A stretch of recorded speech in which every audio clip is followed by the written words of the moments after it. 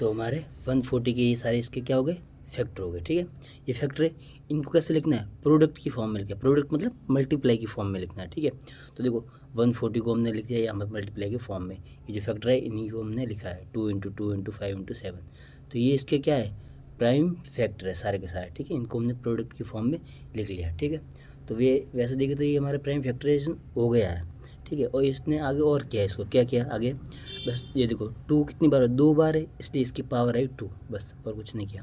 बाकी 5 है, 7 है, एक बार ही, इसलिए पावर 1 ही है। ऐसे कैसे, सेम देखो 1 5 6, इसका कैसे किया, इसके लास्ट में 6 आ रहा है, इसका मतलब ये 2 से डिवाइड होगा। ठीक है, तो ये 2 से डिवाइड किया कितनी बार हुआ, 78 टाइम्स।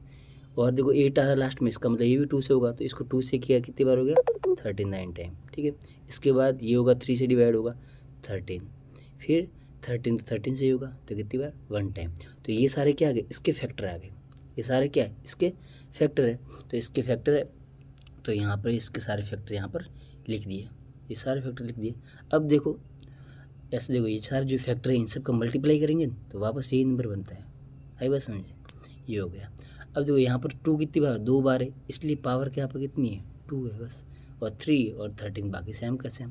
ऐसे कैसे, सेम यहाँ पर क्या है, इसका भी देखो डिवाइड पहले 3 से कर रही किया, फिर ये भी 3 से हुआ, फिर इसको 5 से किया, फिर 5 से, ये तुमको डिवाइड करके चेक करना है। ठीक है, डिवाइड कर करके ही आएगा, ये तुमको खुद से करना पड़ेगा। ठीक है, डिवाइड करना और कुछ नहीं करना।